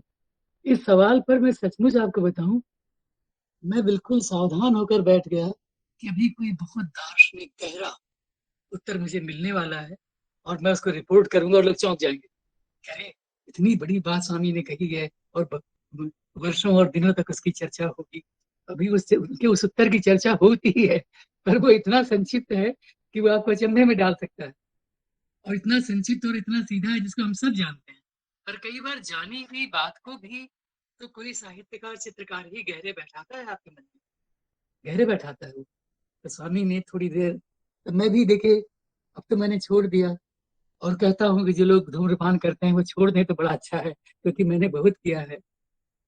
मैंने ड्रिंक भी बहुत किया है और उसके लिए भी एडवाइस करता हूँ कि उसको भी कम कर दें तो बहुत अच्छा है। मैंने 2000 में धूम्रपान छोड़ दिया और इसका मुझे बहुत लाभ हुआ, पूरी तरह छोड़ दिया। क्योंकि मैं पाइप भी पीता था, सिगरेट भी पीता था, बीड़ी स्वामीनाथन के साथ पीता था, और फिर आदत सी पड़ गई। हमारे 2 दोस्त, शांति भाई चित्रकार और स्वामीनाथन, दोनों बीड़ी पीते थे। स्वामी शांति देव जी तभी हैं, अभी भी थोड़ा बहुत तो पीते ही हैं शायद वो, लेकिन मैंने छोड़। तो बीड़ी का प्रसंग इस तरह से आया कि स्वामी तो बीड़ी सुलगाई, उन्होंने 2-3 बार सुलगाई और फिर कुछ वो ऐसा कुछ करते थे कोई बात बताने के पहले या उत्तर देने से पहले। तो ऐसा 2-3 बार उन्होंने किया, फिर मेरी ओर देखा, 2-3 बार कहा, प्रयाग आप ही मुझसे पूछ रहे हो। क्योंकि उनको लगा कि ये तो बड़ा सहज उत्तर है, ये मुझसे क्यों पूछ रहा है, कि मनुष्य और कला का क्या संबंध है। तो थोड़ी देर बाद बोले, अरे संबंध भाई, मैं मेरे चित्रों में पेड़ पहाड़ सब तो है, चिड़िया भी है, पर चिड़िया पेड़ पहाड़ तो मेरे चित्र को देखेंगे नहीं, देखेगा मनुष्य। तो बोले बहुत सारी ये प्रयाग की सारी कलाएं मनुष्य को ही संबोधित या होती। मैंने स्वामी से छूटते ही कहा कि स्वामी अब आप मुझे, अब मुझे उत्तर मिल गया। अब आप देखो तो उत्तर क्या था। वो उत्तर आपसे ये कह रहा है कि अगर आपका संबोधन खरा है, फिर ये व्यवधान पड़ा, ये थोड़ा अब इसके बाद शायद ना पड़े। बहरहाल तो मैंने उनसे कहा, नहीं उन्होंने मुझसे कहा, और फिर मैंने उनसे कहा कि स्वामी मैं सब कुछ समझ गया, क्योंकि मुझे अब आगे छेड़ने की इच्छा नहीं हुई उनको, क्योंकि वो इतना गहरा उत्तर है और जाना हुआ उत्तर है हमारा, पर हम इस पर सोचते नहीं है। मैंने कहा स्वामी मैं समझ गया। तो उससे वो क्या कहना चाहते, इस मनुष्य को ही संबोधित, संबोधन शब्द का उन्होंने इस्तेमाल किया था। बहुत सुंदर हिंदी बोलते थे वो, हमारे मंजूनाथ जी की तरह, दक्षिण के होकर के भी। तो तमिल भाषी थे स्वामी, और क्या हिंदी लिखते थे, इतनी सुंदर। उनकी हिंदी से तो उसका भी प्रसंग अभी आएगा। तो मैंने कहा मैं समझ गया स्वामी, समझना भी यही तो है, संबोधन तो मनुष्य को ही होगा, सब कुछ वही देखेगा, पर अगर वो खरा है तभी बात बनेगी। हमने जिन लोगों को याद किया, कुंवर जी को, रेणु को, अभी तो अज्ञेय को, रघुवीर सहाय को, जितने नाम आए, बाबा कारंत को, हबीर साहब को, अलकाजी साहब को, शिवराम कारंत जी को, और नाम लेते में चला जा सकता हूँ। ये सब क्यों हमको लगता है कि सब बहुत ऐसे लोग थे जिनके बारे में हमको जानना चाहिए, जिनके बारे में हमको जान सकना चाहिए, जिनके पास देने को बहुत कुछ है। तो वो देने को क्या है? वो देने को खरापन ही तो है। शंकर घोष जी की भी चर्चा हुई, जिनको मैं बहुत मानता था और आज तक मानता हूँ, जिनके साथ 15 दिन भोपाल में बिताने पर उनकी कविताओं का अनुवाद उनके साथ बैठकर किया था, और फिर उनसे संबंध बना, और मैं कलकत्ता जाने पर भी उनके यहाँ जाता था। और तो मैं कह सकता हूँ कि एक ऐसे व्यक्ति से परिचय हुआ, एक ऐसे कवि से जिसकी मेधा, जिसका आज ही सबको आना है लगता है। जब हमारी इतनी घंटियां तो मेरे घर में कभी नहीं बजी। मंजुनाथ जी ने ये क्या कर दिया आपने, या गंगा कावेरी व्याख्यान माला में सभी लोग आ जाते हैं जो तो बहरहाल तो ये तो खरापन। अब ये कि जो खरापन है इसके आगे क्या कहूँ।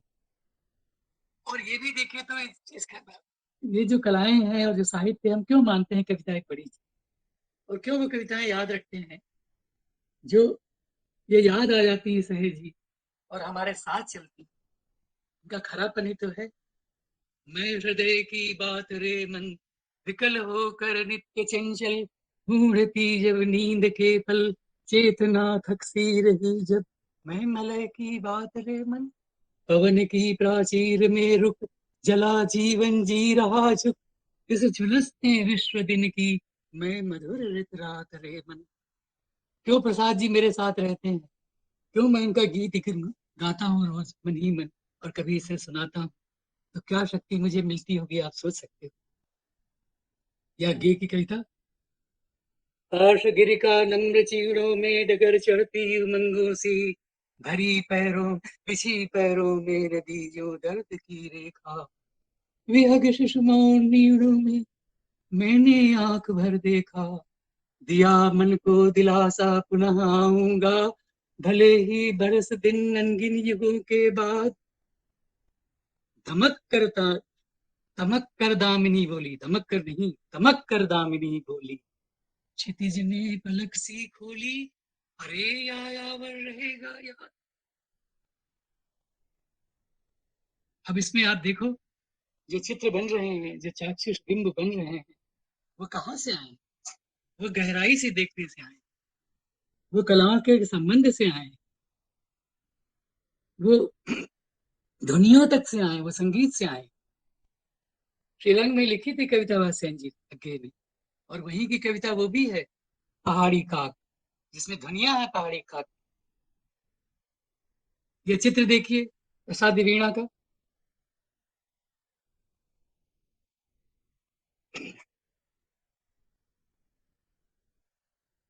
कोई भी चित्र देखिए उसका। मंजुनाथ जी बहुत हो चुका, अब मुझे विराम लेना चाहिए। कुछ आप लोग बोले, मैं आज कुछ ज्यादा ही अपने भावना के संसार में चला गया हूँ, उसके लिए क्षमा चाहता हूँ कि शायद बहुत एकेडमिक ढंग से मैं नहीं बोल पाया, वो बोल मैं पाता भी नहीं हूँ। मेरी बातचीत ऐसे ही होती है, और आज वो थोड़ी ज्यादा कई दिशाओं में चली गई, क्योंकि मेरे लिए विषय ही ऐसा, जिसमें इन व्यक्तियों को आना था, जिसमें मुझे आना था, जिसमें मेरा जीवन आना था, जिसमें ये इस महत्व को मुझे अपनी आवाज से, अपने शब्दों से आपको बताना था कि ये क्यों मैं इसको इतना मानता हूँ और उससे मेरे जीवन में क्या मिला। ये तो हम सभी जानते हैं कि इस लोक में हम आए हैं और जाएंगे। अब मैं आजकल मन में ये विचार मेरे बहुत ज्यादा रहता है, अरे आयावर रहेगा याद वाला, तो पर उसकी बात नहीं करता। यही कहता हूँ कि ये लगता है कि इस विषय में या इस विषय के कारण ये जो मिला है इस श्लोक से मुझे, क्योंकि इस श्लोक से मुझे यही मिला है, मैं इसको अपना प्राप्य में यही मानता हूँ कि मैं इस श्लोक में आया, मैंने 15 बरस की उम्र में तय किया कि मैं लेखक बन पाऊं या नहीं, मैं कुछ कर पाऊं या नहीं, लेकिन ये दुनियाएं सुंदर, मुझे इन दुनियाओं में रहना है। मैं समाज में रहते हुए इन दुनियाओं में रह सका, समाज के कारण रह सका, समाज से कुछ अलग भी होने के कारण रह सका, प्रकृति के साथ होने के कारण रह सका इन दुनियाओं में, तो मैं सभी का आभारी हूँ, आप सबका आभारी हूँ, जिन्होंने मेरी बातें गौर से सुनी है और मुझे आज ये साझा करने का एक और मौका दिया है। आप सबका बहुत आभार और धन्यवाद। बहुत बहुत धन्यवाद सर, आपके इस भावना प्रधान वक्तव्य के लिए। आपने आज की दुनिया में साहित्य और कलाएं और अपने जीवन में जिस तरह की कला और साहित्य से संबंधित जिस तरह की घटनाएं थी, उन सभी घटनाओं का आपने उल्लेख किया। यहाँ तक कि कर्नाटक से लेकर के जो बीवी कारंत है या शिवराम कारंत जी है, उन सभी का आपने जो साहचर्य आपने पाया है, बहुत ही अत्यंत सुखद समय है। और उसके अनंत मूर्ति जी का बहुत साथ मिला। हाँ सर, अनंत मूर्ति जी कर्नाटक के ही हैं। उनके साथ लंदन गया हूँ, तो 2009 हाँ, में ब्रिटिश काउंसिल ने हम दोनों को बुलाया था, तो उनके साथ 4-5 दिन रहने का अवसर भी मिला है लंदन में। बहुत ही सुंदर सर। और तो बीवी कारंत और उसके साथ साथ जो है शिवराम कारंत, तो वो एक यक्षगान कला के जो बहुत ही जो प्रसिद्ध कलाकार है सर। तो इस प्रकार आपने सभी जो आपके जीवन में जितने भी जो महत्वपूर्ण हस्तियां, जो हस्तियों का जो प्रभाव रहा, उन सभी का आपने उल्लेख किया। यह एक अत्यंत महत्वपूर्ण व्याख्यान आपके द्वारा हमारे इस गंगा कावेरी व्याख्यान पटल में प्रस्तुत किया गया, प्रस्तुत किया आपने। तो आपको हम सभी की ओर से और आयोजक मंडल की ओर से मैं धन्यवाद देता हूं। और आगे बढ़ते हुए मैं आज के इस पटल पर जितने भी साहित्यकार बंधु या शोधार्थ मित्र जुड़े हुए, आज का जो व्याख्यान का विषय रहा, आज की दुनिया में साहित्य और कलाएं, इस विषय पर आपकी कोई जिज्ञासा, आपका कोई विचार, आपका कोई सवाल, आप कुछ भी पूछना चाहते हैं, आपका स्वागत है। आप अपना माइक ऑन कीजिए, ऑन करके आज के जो व्याख्यान का विषय है, इस विषय पर आप अपना विचार व्यक्त कर सकते हैं। जी, एक जिज्ञासा मेरी है, मैं सर के सामने ही रख दूं पहले। सर, मैं ये सोचता रहता हूँ कि साहित्य और कला की जो व्याप्ति है, बिना संस्कारों के ये संभव नहीं है। साहित्य संस्कार या कला संस्कार होने आवश्यक होते हैं। अगर ये नहीं है तो उसे न तो रसास्वादन होगा, न अर्थबोध होगा, और न उससे जो संवेदना का तार जुड़ता है न वो हो पाता है। तो इसके लिए आप क्या जरूरी समझते हैं कि जिस तरह से अर्थ पर जो है दुनिया केंद्रित होती जा रही है, लोग धन कमाना ही अपने जीवन का उद्देश्य समझ रहे हैं, और उसके लिए वो उचित और अनुचित का भी ध्यान नहीं रख रहे हैं कि धन आना चाहिए इनके प्रकार, और ये सब चीजें एक तरह से गैर जरूरी मान ली गई है। एक जो बड़े समाज, बृहत्तर समाज है, जो यानी साहित्य और कलाएं हाशिए पर अब भी हैं, तो ये क्या ये केंद्र में कैसे जा सकती हैं, या इसको हम कैसे इसकी व्याप्ति कैसे बढ़ा सकते हैं? इस पर अगर कुछ आप कहेंगे तो मुझे लगता है ज्यादा महत्वपूर्ण होगा। नहीं, बहुत सुंदर बात है आप कह रहे हो, और जान एक जिज्ञासा की तरह भी रख रहे हो। आप जानते हो इन सब चीजों के उत्तर, ऐसा मैं मान रहा हूँ आप चर्चा के लिए रख रहे हो।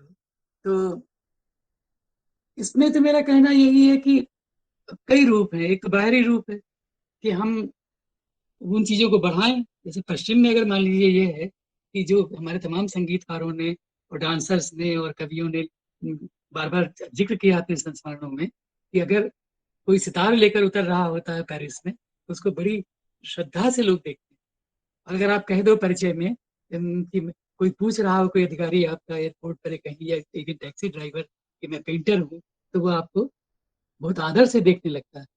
तो ये तो फिर समाज पर ही है। जैसे ये क्यों मानते हैं कि फ्रांसीसी लोगों के यहाँ ऐसा है, और सचमुच ऐसा है, क्योंकि फ्रांस पेरिस में एक ही बार गया हूँ, लेकिन मेरा भी अनुभव यही है कि वहां अगर आप किसी से पूछो कि संग्रहालय किधर है, हाँ?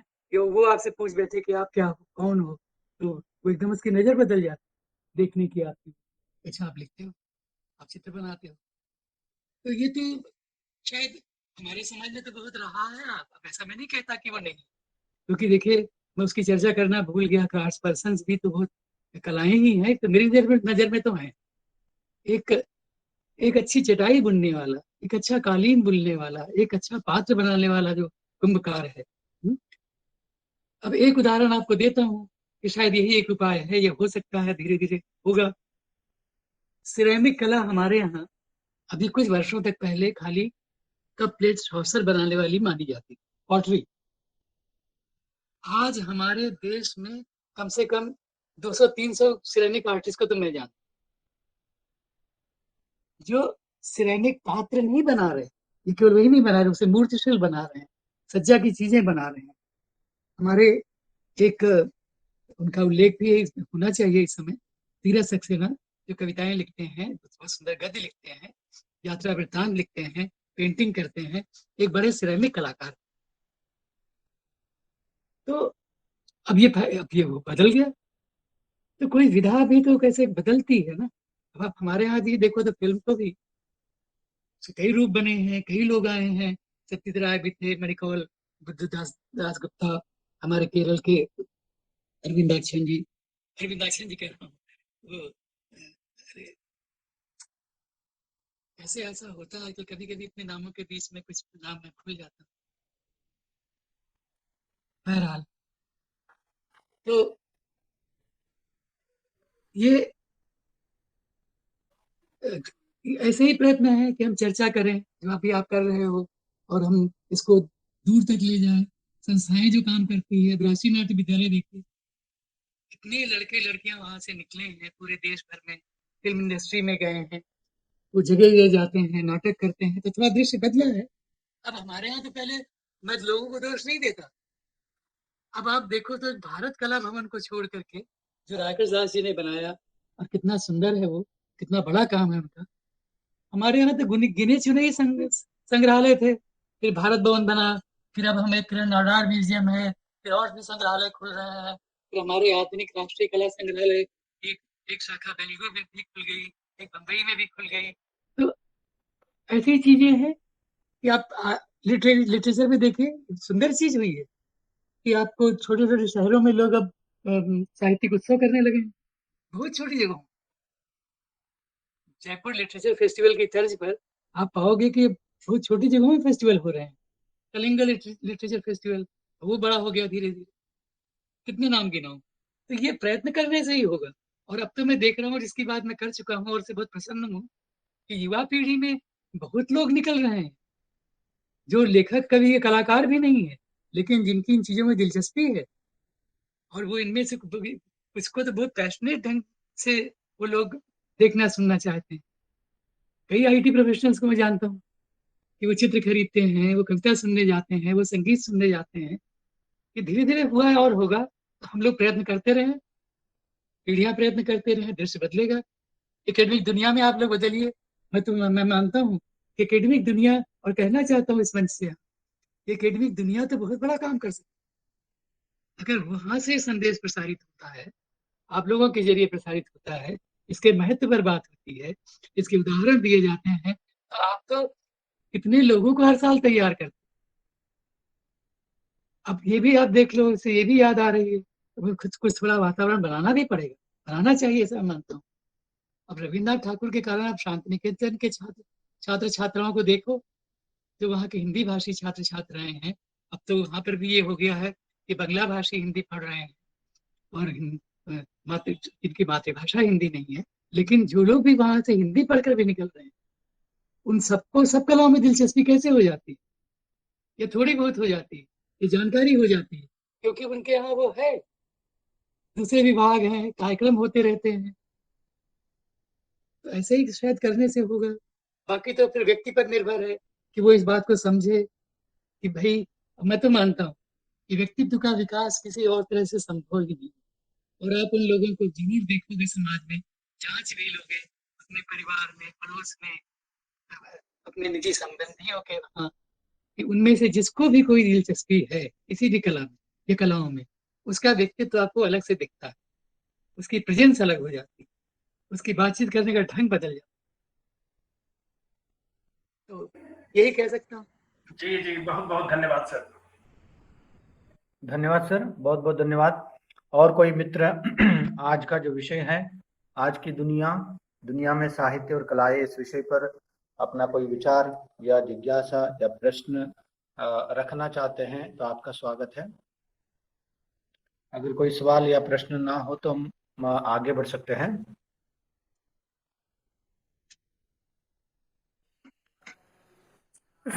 नमस्कार सर। नमस्कार सर नमस्कार, बोलिए।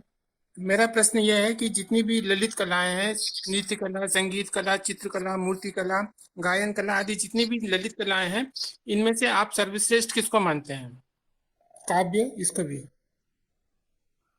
मैं ऐसा भेद करता ही नहीं हूँ, और उसे करने की जरूरत भी नहीं समझता। ये भेद हम करें ही क्यों, जब उनके अंतर संबंधों की बात कर रहे हैं। हाँ, कविता के लिए ये जरूर कह सकता हूँ, उसके एक उसमें एक गुण बहुत बड़ा है, और खासतौर पर आज की कविताओं में के कारण तो वो है ही, कि वो एक तो याद रखने वाली चीज, आप इसको याद रख सकते हैं, वो आपके साथ रह जाती है। और दूसरा ये है कि वो थोड़ा समय और थोड़ा स्पेस लेती है, और वो अ, आप आप तक पहुंचती है, बहुतों तक पहुंचती है, अनुवाद के जरिए या मूल के जरिए। ये उसका एक गुण है। ये नहीं कि उसके लिए मैं कुछ बड़ा ऊंचा स्थान उसके लिए रख रहा हूँ, जो वैसे हमारे ग्रंथों में रखा गया है, और अपनी तरह से कहा गया है कि काव्य कला ही सबसे बड़ी कला है। लेकिन उसको लेकर भी तो फिर कई चीजें हैं, उसको तो कई लोग कला से अलग करते हैं ना। वो प्रसाद जी की जो किताब है, जयशंकर प्रसाद की, उसका तो नाम ही है काव्य और कला। वो कभी देखिएगा, उसमें भी आपके प्रश्न के कुछ उत्तर मिल सकते हैं। पर मेरा उत्तर यही है कि मैं कोई भेद नहीं करता। धन्यवाद सर। और कोई मित्र या अंतिम सवाल हम स्वीकार करेंगे। अगर किसी का सवाल या कोई भी जिज्ञासा हो, अपना विचार यहाँ पर प्रस्तुत करना चाहते हैं तो आपका स्वागत है, अन्यथा हम आगे बढ़ेंगे। तो लगता है कोई भी प्रश्न या सवाल नहीं है, हम आगे बढ़ेंगे।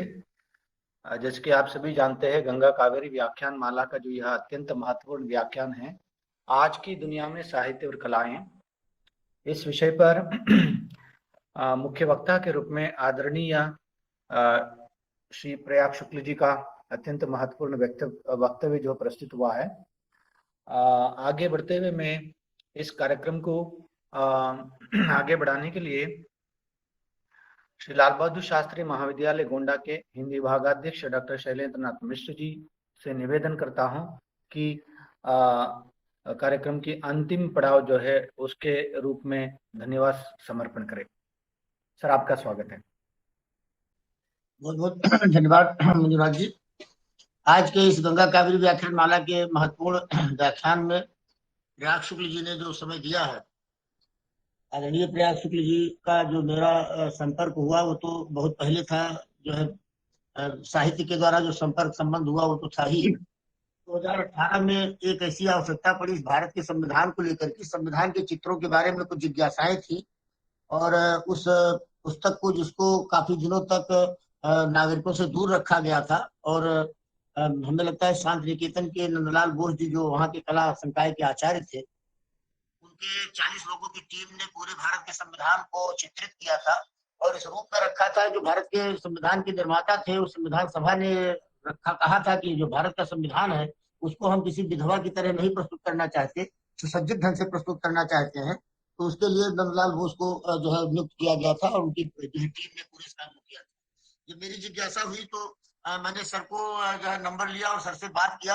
तो उस समय नंदलाल बोस के स्थान पर जो शांति निकेतन में गुरुदेव कार्य कर रहे थे उनका आपसे नंबर मिला और फिर उनसे बातचीत करने के बाद लखनऊ हाई कोर्ट में PIL दाखिल किया गया और आज यह है कि भारत का सचित्र संविधान पूरे देश के नागरिकों को उपलब्ध हुआ है। और उसी समय साहित्य और कला का जो संबंध है उस संबंध पे सर की कई किताबें हम लोगों को पढ़ने का मौका मिला। 82 साल की उम्र में आज के जो है जीवन में साहित्य और कलाओं को लेकर के जितने मार्मिक ढंग से, बड़ी संवेदनशीलता से अपने निजी अनुभवों के द्वारा आज इस व्याख्यान को जितना समृद्ध किया है आदरणीय प्रयाग शुक्ल जी ने, हम गंगा कावेरी व्याख्यान माला के समस्त आयोजक मंडल की ओर से उनको धन्यवाद देंगे। तो एक लंबा समय उन्होंने टाइम्स ऑफ इंडिया में पत्रकारिता के रूप में निकाला और जो है समय समाज को दिया अपना समय, लेकिन उसके साथ ही दिनमान से और जो बजाज जी की पत्रिका आपको संपादन करने का मौका मिला। तो कलाओं के जितने भी रूप हैं, साहित्य में जो तमाम विधान है वो भी एक तरीके से कला की रूप है, लेकिन साहित्य और अन्य जो ललित कलाएं हैं उनसे लगातार आपको रंगमंच से, नाटक से, जैसे भोपाल भारत भवन से जुड़ने का आपको मौका मिला। स्वामीनाथन जी का बड़ा अच्छा संपर्क रहा, आपने स्वामीनाथन की जीवनी लिखी, तो लगभग आपका पूरा जीवन शब्द और कला की साधना में ही लगा रहा। आज भी आपने सुना है कि सर बता रहे हैं कि साल भर 2 साल से मैं पेंटिंग के कार्य में जो है लगा हुआ हूँ और आज एक अच्छी कविता के साथ साथ अगर एक अच्छा चित्र बना लेता हूँ तो बड़ा धन्य मानता हूँ। और जो कलाओं की आवाजाही है कि अभी आपने देखा होगा कि साहित्य के क्षेत्र में जब हम विधा का परिवर्तन कर लेते हैं, एक विधा का विशेषज्ञ दूसरी विधा में जाता है तो एक नई चमक आ जाती है। नाटक के क्षेत्र के विशेषज्ञ सुरेश वर्मा जब जो है मुझे चाय चाहिए उपन्यास लिखते हैं तो नाटकीयता का जो समावेश उपन्यास की कला में हो जाता है, वो दोनों कलाएं मिल करके एक नई संस्कृति, एक नई रचना के रूप में हमारे सामने आती हैं और वो लीक से हट करके होती है तो बड़ी ऊर्जावान, बड़ी प्राणवान होती है, बड़ी जीवंत होती है और वो हमको बड़ी देर तक और दूर तक प्रभावित करती है। तो कलाओं का जो संसार है, यद्यप साहित्य में तो कलाओं को लेकर के जो है बहुत सारी चर्चाएं हुई हैं और अज्ञे जी हैं या हमारे बहुत सारे रचनाकार तो ऐसे हैं जिन्होंने कविताओं के साथ साथ उससे संबंधित जो उनकी रेखा चित्र है अपनी कविताओं के समानांतर एक दूसरे पन्ने पर आमने सामने कविता एक पृष्ठ पर उसके जस्ट तुरंत सामने उनका रेखांकन भी किया है। इसमें डॉक्टर जगदीश गुप्त से नाम आपको मिलेंगे और भी तमाम सारे नाम मिलेंगे। तो कलाकार कला की दुनिया से साहित्य की दुनिया में आना, साहित्य दुनिया से कला की दुनिया में जाना, ये एक बड़ी ऐसी चीज है कि जो हमको हमेशा नई ऊर्जा और नई रचनात्मकता से संतृप्त करती है। और यही कारण है कि इस समय भी 82 साल की अवस्था में भी आदरणीय प्रयाग शुक्ल जी बड़ी ऊर्जा के साथ जो है लगे हुए हैं और बड़े संक्षिप्त समय में सर ने जो समय दिया गंगा काव्य व्याख्यान माला के लिए और एक बड़े महत्वपूर्ण विषय पर दिया और महत्वपूर्ण विषय पर बड़े महत्वपूर्ण ढंग से और निजी संवेदनाओं के आधार पर उन्होंने जो एक परिदृश्य हम लोगों को दिया है उसमें हम लोग लगातार डूबे हुए हैं। ये तो थोड़ी नेटवर्क की समस्या बीच में आई थी, लेकिन उसके बाद भी सारी बाधाएं और विघ्न किसी भी कला के सामने आती हैं। तो ये जो हम लोगों को नई आभासी मंच और नई कलाएं मिला हुआ है, जिसके नाते हम दूर दूर बैठ करके एक दूसरे को देख पा रहे हैं, सुन पा रहे हैं, उनकी संवेदनाओं से जुड़ पा रहे हैं, भावनाओं का जो आदान प्रदान कर पा रहे हैं, विचार विनिमय कर पा रहे हैं। तो इस नई कला में भी थोड़ी बहुत दिक्कतें आ जाती हैं। आपने कई उदाहरण देकर के बताया कि घोड़ा नहीं बनाया, मैंने जो बनाया आप जाकर बाहर घोड़ा देख लें। तात्पर्य क्या है कि क्रिएशन, रचना ही महत्वपूर्ण है। रचना को आप किसी संतुलता में किसी के आधार पर इनकी तरह बनाना, तो अनुकरण के आधार पर कलाएं नहीं चलेंगी। यही बहुत अच्छा निष्कर्ष सर ने आज दिया है कि हर कला अपने आप में अद्भुत है, अनुपम है। जब धरती का हर व्यक्ति, आज विज्ञान कह रहा है कि अद्वितीय है, अप्रतिम है, उसका दूसरी कोई कॉपी नहीं है, तो हम प्रकृति का अनुकरण करके चाहे जितना बनाएंगे वो कॉपी नहीं बनेगी। एक नई कला का जन्म होगा, एक नई दुनिया बसेगी। तो कलाओं की और शब्दों की जो दुनिया है, एक बड़ा संसार है जो सब कुछ अपने में समेटे हुए है। तो आज के व्याख्यान के लिए मैं आयोजकों की ओर से गंगा कावेरी व्याख्यान माला के दोनों जो संस्थान आयोजक हैं, दोनों संस्थानों के प्राचार्यों की ओर से, आयोजकों की ओर से मैं धन्यवाद ज्ञापित करता हूं। और इस मंच पर जो उपस्थित हमारे समस्त विद्वजन है, जो हमारे अग्रज हैं, जो हमारे शोधार्थीगण हैं, जो विद्यार्थीगण हैं और भी जो सम्मान्य नागरिकगण हैं जिनको सूचना मिलती है और हमारे इस मंच पर अपना समय देते हैं, आते हैं, सुनते हैं, वो हमको हर तरीके से समृद्ध ही करते हैं। आज के इस व्याख्यान माला के लिए मैं आदरणीय प्रयाग शुक्ल जी को धन्यवाद ज्ञापित करता हूँ, उनका आभार व्यक्त करता हूँ कि बहुत ही महत्वपूर्ण समय में जब जीवन से संवेदनाएं खारिज हो रही हो, भावनाएं खारिज हो रही हो, हम सोचते हो कि हम कहाँ पहुंच गए सभ्यता और संस्कृति की यात्रा करते करते, जहां अकेलापन, अजनबीपन, कुंठा, संतरास, घुटन, इन सब के दबाव में हम जी रहे हो। वहां पर कलाओं का जीवन, कलाएं हमारे जीवन को कैसे पवित्र कर सकती हैं, कैसे हमें वो निर्मल बना सकती हैं, कैसे वो नया दृष्टिकोण दे सकती हैं, हमारे जीवन के विभिन्न आयामों को कैसे खोल सकती हैं, आज उन सब पर चर्चा हुई है। बहुत बहुत धन्यवाद आदरणीय डॉक्टर शुक्ल जी का और आयोजक मंडल का और समस्त जो है आभासी मंच पर उपस्थित समस्त सुधी श्रोताओं का मैं सम्मान के साथ प्रणाम करता हूं। और भविष्य में जो भी हमारा आगामी व्याख्यान अगले शनिवार को होगा, उसमें आप सबकी उपस्थिति के साथ मैं पुनः मुलाकात करता हूं इस गंगा कावेरी व्याख्यानमाला में। बहुत बहुत धन्यवाद। धन्यवाद। बहुत बहुत धन्यवाद सर, सुंदर रूप से धन्यवाद देने के लिए। आपको भी बहुत बहुत धन्यवाद। मित्रों, आज का यह 83वां व्याख्यान है जो आज की दुनिया में साहित्य और कलाएं इस विषय पर जो संपन्न हुआ है। हमारे इस जो व्याख्यान माला में हमारे साथ जुड़े हुए हैं आदरणीय प्रयाग शुक्ल जी। मैं फिर से अपनी कॉलेज की ओर, मतलब दोनों संस्थाओं की ओर से, जिसकी यह गंगा कावेरी व्याख्यान माला श्री लाल बहादुर शास्त्री महाविद्यालय गोंडा वहाँ के हिंदी विभाग और उसके साथ जो पॉम्पे कॉलेज अयकड़ा मंगलुरु यहाँ के हिंदी विभाग, दोनों संस्थाओं की ओर से यह व्याख्यान संचालित है। तो मैं इन दोनों संस्थाओं की ओर से फिर से मैं आदरणीय प्रयाग शुक्ल जी को मैं हृदय से आभार प्रकट करते हुए धन्यवाद देता हूं। सर, आपका बहुत बहुत धन्यवाद सर। और इसके साथ तिवारी जी आप कुछ कहना चाहते हैं? ठीक है, आपके स्वर में स्वर मिलाते हुए सम्मिलित रूप से धन्यवाद आदरणीय प्रयाग शुक्ल जी के प्रति कि उन्होंने अपना कीमती वक्त बहुत ही कम समय में निवेदन करने पर भी उन्होंने दिया और इतना मूल्यवान वक्तव्य दिया। सभी के प्रति बहुत बहुत आभार।